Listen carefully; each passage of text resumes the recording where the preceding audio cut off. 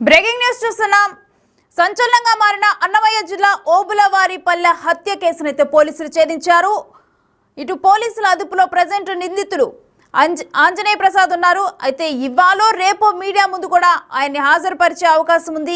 నిందితుడి భార్య శశికళ కోసం అయితే ప్రజెంట్ చెన్నైలో గాలింపు చర్యలు కొనసాగిస్తున్నారు పోలీసులు. అయితే మరొకటి దీంట్లో వినిపిస్తుంది ఏంటంటే సోషల్ మీడియాలో ఫేమస్ కావాలనే ప్రయత్నంతోనే ప్రసాద్ ఈ విధంగా చేశారు అని చెప్పి కూడా సిఐ తెలిపారు. అయితే కూతురుని అప్పచెప్పాలని మాత్రమే ఫిర్యాదు చేశారు అని కూడా సిఐ తెలిపారు.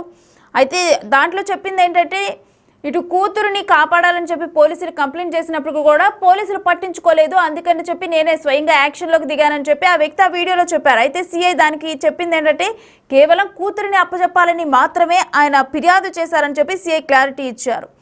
కూతుర్ని తీసుకెళ్లేందుకే మామ హత్య చేశారని కోడలు లక్ష్మి కూడా మాట్లాడటం జరిగింది. దానికి సంబంధించి కూడా మనం చూద్దాము. అయితే పక్కా ప్లాన్ ప్రకారమే రెక్కి చేసి హత్య చేసినట్లుగా కోడలు చెప్తుంది. అయితే మరోవైపు ఏంటంటే యూట్యూబ్ ఛానల్ హైలైట్ కోసమే ఈ డ్రామాలను కూడా కోడలు అంటుంది. అసలు క్లియర్గా అన్నమయ్య జిల్లా ఓబులవారిపల్లె హత్య కేసు ప్రజెంట్ పోలీసులు ఛేదించారు. అసలు క్లియర్గా ఏం జరిగింది ఈ హత్య కేసులో అని చెప్పి ఇప్పుడు చూశారు. వాళ్ళ కోడలు అయితే మనతో పాటు లక్ష్మి మనతో పాటు ఉన్నారు.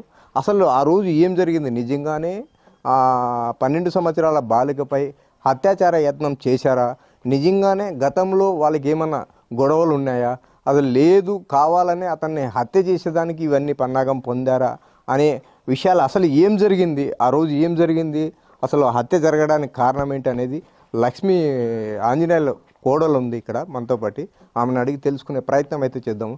అమ్మ చెప్పండి, అసలు 7వ తేదీ తెల్లవారుజామున ఏం జరిగింది? అంతకు మునుపు ఒక బాలికను బలాత్కారం చేసి నోట్లో గుడ్డలు కుక్కి బలవంతం చేయబోయింటే, అంత కిరాతకంగా చేయబోయింటే మీరు ఓబులపల్లి పోలీస్ స్టేషన్లో ఫిర్యాదు ఇచ్చినప్పటికీ కూడా తీసుకోలేదనేది బాలిక తల్లిదండ్రులు ఆరోపిస్తున్నారు. అసలు మీ మామయ్య ఏంటి పరిస్థితి, మీ మామయ్య వయసు ఏంటి, మీ మామయ్య నిజంగానే అలా చేశారా? మా మామయ్య వయసు వచ్చేసి 59. మా మామయ్య పేరు వచ్చేసి ఆంజనేయులు, నా పేరు వచ్చేసి లక్ష్మీదేవి. మా మామ ముందుగానే వికలాంగుడు. మా మామకి సంవత్సరం నుంచి మా అత్తమ్మ చనిపోయిందని బాధతో ఆయన అసలు నడచలేకపోతూ ఉన్నాడు. అప్పుడు కూడా సుమారుగా ఒక నెల కిందటి నుంచే కాల్లో ఇన్ఫెక్షన్ అవుతూ ఉంటే అప్పటికి వారం 10 రోజులుగా కూడా ముక్కవారిపల్లి హాస్పిటల్కి పోయి చూపించుకొని వస్తూనే ఉన్నాడు. ఆ పాపని చేసినాడనేది మాత్రం అబద్ధం. ఎందుకంటే ఆ పాప చేసినాడనేది వాళ్ళ నాన్న నోటితో చెప్తున్నాడు, కానీ ఆ పాప నోటితో చెప్పలేదు. ఇది ఎంక్వైరీ కూడా జరిగింది, సార్ వాళ్ళు ఎంక్వైరీ చేసినారు, కానీ ఆ పాప మా మీద కంప్లైంట్ ఇవ్వలేదు. ఓబులారి పోలీస్ స్టేషన్లో కంప్లైంట్ ఇవ్వలేదు. ఏమని చెప్పింది, సార్ మా వాళ్ళని బెదిరించి మా పాప జోలికి రావద్దని చెప్పండి సార్, అంతేను, ఇంక మీదట వాళ్ళకి మాకు మాటలు లేకుండా చేయండి సార్ అన్నాడు. ఎస్ఐ సార్ పిలిచినాడు మమ్మల్ని ముగ్గురిని, ఇది మాదిరిగా మీ అక్క కంప్లైంట్ ఇచ్చింది రామ్మా అన్నాడు. పోయినాము. నన్ను మా భర్తని నా మామని ముగ్గురిని తిట్టి ఇంటికి పంపించేసినాడు. పంపించేసిన తర్వాత వాళ్ళతో పాటు మేము చేసినాం, వాళ్ళు అట్ట పోయినారు. మళ్ళీ వచ్చేసి మా మామ ఇక్కడే పనుకో ఉండేది కూడా. ఎప్పుడు వాన రాని ఎండ రాని అసలు ఎవరైనా కొట్టుకోమని ఇక్కడే నలుగురు చూసే ఉండే ప్లేస్లోనే ఇక్కడే పనుకో ఉండేది. ఆ పాప మీద చేశాడు అన్నప్పటికీ ఆ పాప చెప్పలేదు కదా. మీరు ఇక్కడ తగిలిందని చెప్తున్నారు తప్ప ఆ మాదిరిగా చేసినాడని ఆ పాప చెప్పలేదు. సరే నీకు అనుమానం వచ్చింది, నన్ను వచ్చి అడగాలి కదా, ఏమి లక్ష్మి ఈ మాదిరి జరిగిందే, మీ మామని ఏ మాట అనలేదు, ఇంత ఎందుకు చేస్తున్నారు అని. సరే నీకు ఇక్కడ న్యాయం జరగల, సిఐ సార్ దగ్గరకో డిఎస్పీ సార్ దగ్గరకో, ఇప్పుడు నువ్వే నీ కూతుర్ని బట్టబయలు చేసుకున్నావు, అదేదో ముందే చేసుకుంటే ఒక నిండు ప్రాణం తీసుండేది వాడివి కాదు కదా. నీ అంతకు నువ్వే అది ఏంద్రా అంటే బిడ్డని మా అమ్మోళ్ళు పురిటి బిడ్డ కడుపులో 3 నెలలు బిడ్డప్పుడే ఇది నా బిడ్డ కాదు అని చెప్పి మా అమ్మోళ్ళు ఇంటికాడ ఇసిపెట్టిపోతే మా అమ్మోళ్ళు ఆ బిడ్డని డెలివరీ అయ్యి బిడ్డని పుట్టింటాంచి ఇప్పటి వరకు కూడా మా అమ్మోళ్ళే చూసుకున్నారు. వాళ్ళు అప్పుడప్పుడు డబ్బులు పంపిస్తున్నారు, వాళ్ళు చూసుకోలేదా అంటారేమో. ఎప్పుడో సంవత్సరంలో 1-2 సార్లు డబ్బులు పంపిస్తూ ఉన్నారు, వీళ్ళు చూసుకుంటా ఉన్నారు. ఒక సంవత్సరం ఏమైందంటే డబ్బులు కట్టలేని పరిస్థితి వచ్చింది. అప్పుడు అమ్మ నా పరిస్థితి బాగాలేదు నాయన పంపినాయన అంటే, నేను పంపిను, నా బిడ్డ నాకు కావాలి ఇచ్చేయండి అన్నారు. నీ బిడ్డ నీకు కావాలంటే 11 ఏళ్ళుగా నేను ముద్దుగా సాకుంటున్నానమ్మా, నీ బిడ్డని నేను ఎట్టిచ్చేది నాయన, ఒక నెల ఫీజు కట్టలేదనే కదా నువ్వు ఇంత చేస్తున్నది, సర్లే కట్టకపోతే పోయినావు నేనే కట్టుకుంటాలే అన్నారు. మా అమ్మల పరిస్థితి కూడా బాగాలేకుండా వచ్చింది.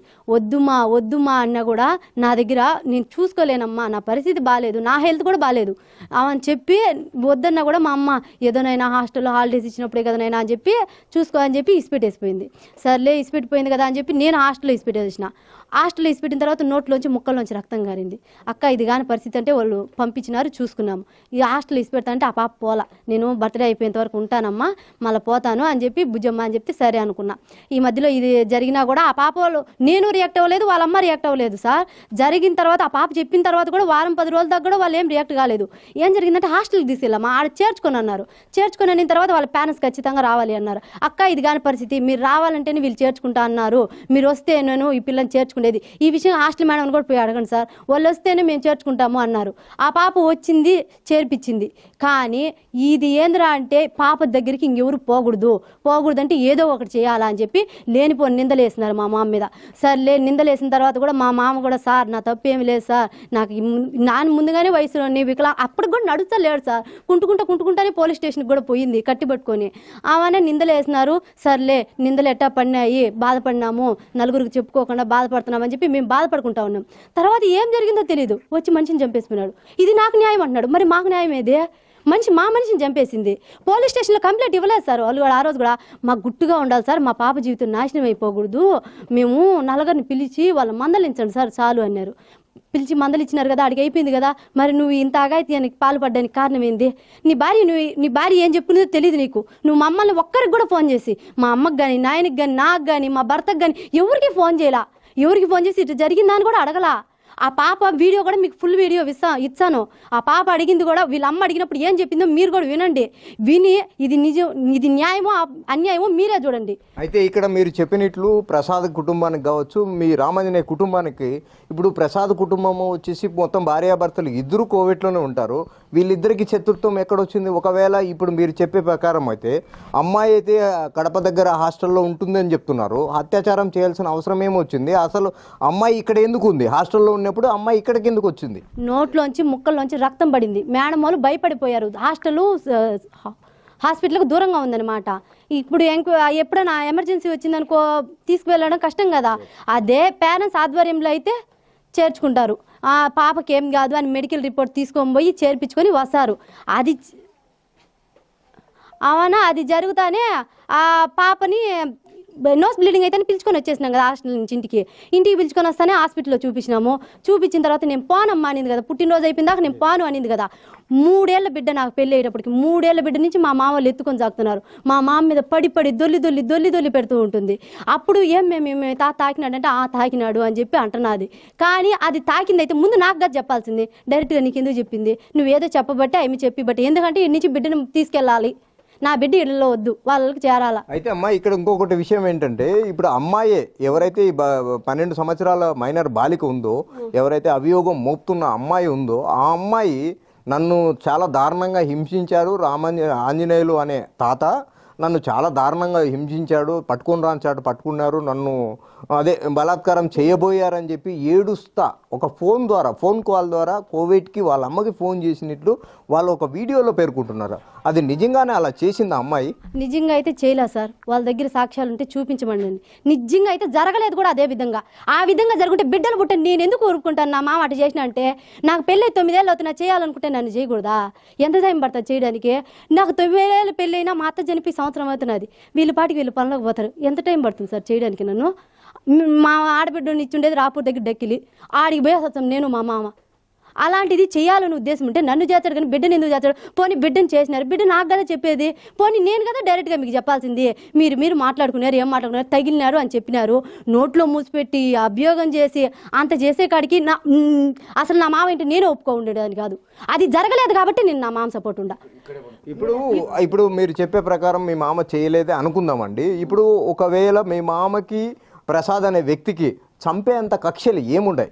చంపేంత కక్షలు ఏమీ లేవు సార్. వీళ్ళ భార్య వచ్చింది కదా, వచ్చిన తర్వాత ఈ మాదిరిగా చేసింది కదా, వెళ్ళిపోయింది కోవేటికి పోయి. వాళ్ళ భర్తకి ఏం చెప్పిందో తెలీదు, ఆయనకి చెప్పకుండా ఎట్ట చెప్పింది. ఇప్పుడు వీడియోలో చెప్పాడు కదా, అలాంటివి చెప్తే ఏ తండ్రి ఊరుకోడు సార్. అదే జరిగింది. వాళ్ళ ఫస్ట్ మా అక్క చంద్రకళావతి తనని తిట్టకూడదు సార్, నాకు రావట్లేదు.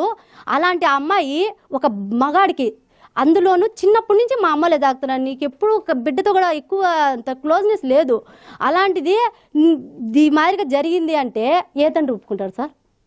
ఆడది చెప్పడంలోనే ఉండదు. ఇప్పుడు బిడ్డ చెప్పింది ఈడ తగిలినాడని చెప్తున్నది. మీ దగ్గర ఉండే వీడియో మీరు ఇప్పుడు కావాలంటే పోయి ఎంక్వైరీ చేసుకోండి సార్. పాపని ఇక్కడ తగిలినారని చెప్తుంది, కానీ నోట్లో మూసి పెట్టేసి గుడ్డలు ఇప్పేసి ఇక్కడ కొనుక్కుంటే మనిషి అంత చేస్తా ఉంటే ఎవరు ఊరుకుంటారు సార్? అంత గట్టిగా అరుతుంటే చుట్టుపక్కల రారా? ఏమి జరుగుతున్నది? అటు పక్క ఉంటే నాకు వినపడదు సార్, వినపడదు. ఇక్కడ అరుతున్నది చుట్టుపక్కల వాళ్ళకి వినపడదా? బయట పొనుకోండేది, ఎప్పుడు బయట పొనుకోండేది, ఏ రోజే కానీ ఇంట్లో పొనుకోలేదు. కావాల్సుకొని నిందలు మోపి వాళ్ళ భర్తకి ఏం చెప్పుకునేది తెలియదు. మా బావకి చంపేసినారు. మాకే న్యాయం జరగాల్సింది, వాళ్ళకి కాదు న్యాయం జరగాల్సింది మాకు. మేము అన్యాయం అయిపోయింది. లేనిపోని నిందలేసి ఆ మనిషిని పోని ఈ వీధి మంగంపేట మొత్తము చిన్నప్పటి నుంచి ఇక్కడే ఉన్నారు కదా, అడిగి తెలుసుకోపోండి. ఇప్పుడు పాప ఈ సంఘటన జరిగిన తర్వాత 7వ తేదీ తర్వాత పాప ఎవరు ఆధీనంలో ఉంది? ఇప్పుడు ఎవరైతే మీ చంద్రకళ ఉన్నారో మీ అక్కగారు, అలాగే ప్రసాద్ ఉన్నారు, వాళ్ళు ఇరువురు కలిసి కోవిడ్కి వెళ్ళారని చెప్పి వీడియోలోనే స్పష్టంగా వాళ్ళే చెప్తున్నారు. పాప ఎక్కడుంది? పాపడు ఎవరు ఆధ్వర్యంలో ఉంది? ఇప్పుడు ప్రజెంట్ పాప ఎక్కడుంది సార్? పాప 7వ తేదీ కాదు సార్, పోయిన నెల 21, 20వ తేదీన కంప్లైంట్ పిలిపించినారు కదా. అంతకు ముందు 2 రోజుల ముందర పాపని మా నాయన ఇంటికాడికి వచ్చి నేనేం మాట్లాడినానని చెప్పి పిలుచుకొని వెళ్ళిపోయింది సార్. పిలుచుకొని వెళ్ళిపోయిన తర్వాత ఆ పాప మా పెద్దమ్మ అంటే మా అమ్మ వాళ్ళ అక్క దగ్గర పెట్టేసి హాస్టల్కి తీసుకెళ్ళి, కడప హాస్టల్లో ఈమె గార్డియన్ నాకు అని చెప్పి తీసుకెళ్ళి పెట్టేసి ఆమె పాటికి కోవిడ్కి వెళ్ళిపోయింది సార్. ఆ రోజు మేమిద్దరం కూడా తప్పు చేసినాం. నేను ముందు దాగేసిన, ఆ పాప చేసిన తర్వాత మా పెదనాన్న ఫోన్ చేసి, నాన్న నువ్వు ఆ బిడ్డ జోలికి పోనంటే మీ అక్క కోవిడ్కి వెళ్ళిపోతుందంటే, పెదనాన్న ఇది రికార్డ్ చేసుకో పెదనాన్న, నేను ఆ బిడ్డ జోలికి పానం పోయినా పోను. ఒకవేళ ఆ బిడ్డంతకు ఆ బిడ్డే ఫోన్ చేసి, బుజ్జమ్మ నువ్వు రాకపోతే నేను చచ్చిపోతాను, లేకపోతే నేను ఉండలేను అంటే పోలీస్ స్టేషన్లో కంప్లైంట్ ఇచ్చి నేను పోతా, సరేనా? ఆ పాపను కోవిడ్కి వెళ్ళిపోమని చెప్పిన, ఆ పాప కోవిడ్కి వెళ్ళిపోయింది. నేను అందరి నెంబర్లు బ్లాక్లో పెట్టేసిన సార్. ఆ అమ్మాయి మా అమ్మతో కూడా రికార్డులన్నీ ఎట్ట పంపిస్తున్నదంటే అంత అసభ్యకరంగా అవి వినేటట్టుగా లేవు. అన్నీ పంపిస్తూ ఉంటే నా నెంబర్ బ్లాక్లో పెట్టిన, మా అమ్మ పంపిస్తూ ఉంటే ఓ మా ఆ ఎమ్మె ఏదో చేస్తుందమ్మా నాకు వాయిస్ రికార్డులు పెట్టడమా అంటే పెట్టింది. పెడితే మీరు కానీ విన్నారంటే సార్ మీకే తెలుసా సార్ అసలు ఏం జరుగుతున్నదో. వాళ్ళు యూట్యూబ్లో ఫేమస్ కావాలి, అది మెయిన్. అది అయితే ఇప్పుడు ఆ ప్రసాద్ అనే వ్యక్తి మీ మామయ్య గారిని చంపిన రోజు ఓన్లీ ప్రసాద్ గారే చంపారనుకుంటున్నారా? ఇంకా వేరే ఎవరన్నా ఉన్నారనుకుంటున్నారా? లేదు భార్యాభర్తలు ఇద్దరు కలిసి చంపారని అనుకుంటున్నారా మీరు? ఆ విషయం గురించి అయితే నాకు అసలు వాళ్ళు చంపినారని ఐడియా కూడా లేదు సార్. వాళ్ళంతకు వాళ్ళే యూట్యూబ్లో వచ్చి నేను చంపినానని చెప్పేంత వరకు కూడా ఈయన వచ్చి చంపుంటాడు. నేనేమనుకున్నా అంటే బంగారు కోసం వచ్చినారా, బీరవాళ్ళు ఏం తగల్లా, ఎందుకు మా మామని చంపడానికి వచ్చినాడు, ఈ విషయం జరిపి ఏం జరగల. సార్ వాళ్ళకు కూడా సార్ మీరు పోలీస్ స్టేషన్ పిలిచి వచ్చిన తర్వాత మాకు ఇంకేం జరగలేదు సార్, అంతకు ముందు ఏ కొట్లాట్లేవు, అంత తర్వాత ఏ కొట్లాట్లేవు, అదొక్కటే సార్ జరిగింది. కానీ చేసుండరేమో అని నా నమ్మకం. ఎందుకంటే కోవిడ్లో ఉండారు, 10 రూపాయలు సంపాదించుకున్నారు, దాని బిడ్డను దానికి ఇచ్చేసినాను, నా జోలికి రారు, లేనిపోని నిందలేస్తారని అసలు అనుకోలేదు సార్. అసలు అట్లా అనుకోంటే మేమే సార్ కంప్లైంట్ తీసుకోలేండి సార్, మా మామని పెట్టండి సార్ అని మేమే ఏదో కేసుల చుట్టూనే తిరుగుతూ ఉన్నాడు. ఎందుకంటే బిడ్డ నిజం చెప్తుంది, ఎప్పటికైనా అబద్ధం చెప్పదు, నిజమే చెప్తుంది. అది నిజం చెప్పింది, తగిలింది అని చెప్తున్నారు తప్ప వీళ్ళు అన్నట్టుగా యూట్యూబ్లో సృష్టించినారు చూడండి, అలా అయితే జరగలేదు, జరగదు కూడా.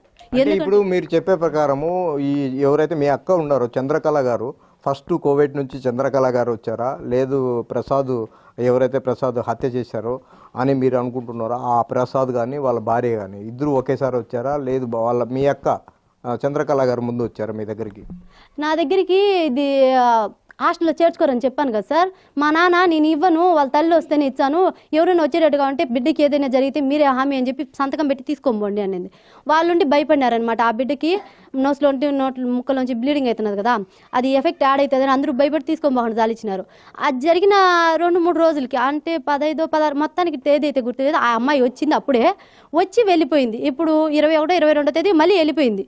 అంతవరకే తెలుసు. ఈ విధంగా మా బావ వచ్చి చంపినాడనే విషయాల గురించి వేటి గురించి నాకు తెలియదు. అయితే మీరు చెప్పే ప్రకారం అయితే కోవిడ్కి వీళ్ళు చాలా సంవత్సరాల కిందటే భార్యాభర్తలు ఇద్దరు వెళ్ళిపోయారు అని చెప్తున్నారు. ఇప్పుడు కడప హాస్టల్లో పాపను చేర్చింది వాళ్ళ తల్లిదండ్రులే చేర్చారా, మీరు చేర్చారా? వాళ్ళ తల్లిదండ్రులు కాదు, నేను కాదు సార్, మా అమ్మ చేర్పించింది సార్. మా అమ్మ ఇంకా కోవిడ్కి పోవాలని ఫిక్స్ అయిపోయి చేర్పించేసి, వద్దు నాకు బిడ్డ జీవితం నేను చూడలేను, ఎందుకంటే చిన్నప్పుడు నేను కూడా మా అమ్మ నాన్న లేకుండా పెరిగినా సార్. మా నాయన ఎక్కడ ఉంటారు, మా అమ్మ కోవిట్లో ఉంటుంది. నాకు తెలుసు సార్, ఎందుకంటే నేను అలాంటి బాధలు పడినాను కాబట్టి వద్దమ్మా ఆడబిడ్డ జీవితం నేను తీసుకోలేనమ్మా అంటే హాస్టల్లో హాలిడేస్ ఇచ్చినప్పుడే కదా అన్నారు. ఆమె చేర్పించింది. ఆమె చేర్పించిపోయిన తర్వాత ఆమె ఒక రవ్వ ఉంటుంది కదా వయసు, వాళ్ళు ఓకే అని చెప్పి గార్డియన్గా పెట్టుకున్నారు. నేను ఏంద్రా అంటే చిన్నపిల్లలాగా కనపడినాను అనమాట. వాళ్ళకి గార్డియన్గా నువ్వు వద్దమ్మా, వాళ్ళ పేరెంట్స్ రావాలి అన్నారు. ఇప్పుడు అప్పట్లో ఆమె గార్డియన్గా ఉన్నప్పుడు అంటే ఆమె ఇప్పుడు పాపకు ఏదైతే హెల్త్ ఇష్యూస్ వచ్చి బ్లడ్ గారుతుంది అన్నప్పటికీ ఎవరైతే చేర్పించారో ఆ పెద్ద ఆవిడ లేరా ఇక్కడ? మా పాపకి మ్యాక్సిమం ఒక 5-6 సంవత్సరాలు ఉన్నప్పుడు కూడా ఇదే మాదిరిగా జరిగింది సార్. మా నాన్న అరిసేటప్పటికి ఎక్కులు పుట్టేటప్పుడు కూడా అదే మాదిరిగా నోస్లోంచి బ్లీడింగ్ అయింది. ఆ తర్వాత మళ్ళీ ఒక్కసారి ఏమో జరిగింది, మళ్ళీ ఇప్పుడు జరిగింది. ఏంటంటే హాస్టల్ ఎప్పుడు అలవాట్లేదు, ఎట్టంటే నలిగిపోతుందేమో కరిగిపోతుందేమో అన్నట్టుగా పెట్టి సాక్కునేమన్నమాట. ఎప్పుడు లేదు హాస్టల్లో పెట్టేటప్పటికి దిగులు పెట్టుకొని ఆలోచించి అవందరూ అవ్వడం వల్ల ఈ సంవత్సరం జరిగింది. చిన్నప్పుడు కూడా ఒకసారి జరిగింది సార్, మధ్యలో ఇప్పుడు జరిగింది. ఇదివరకు అయితే లేదు, ఒక 5-6 సంవత్సరాల కిందటైతే ఆగిపోయింది అనమాట. ఆ విధంగా ఇంకా సర్లే బిడ్డకు బాగుంది కదా అని చెప్పి అనుకున్నాం. ఆ పాప అయితే హెల్త్ మా అమ్మ పోయేటప్పటికి ఒకరోజు బాగుందనమాట, మరి ఇంత క్షీణించలేదు. ఆమె పోయిన తర్వాత ఆమె పోయింది, చూసుకునే వాళ్ళు ఎవరూ లేరు అని దిగులు పెట్టుకొని ఆ మాదిరిగా నోస్లోంచి బ్లీడింగ్ అయింది.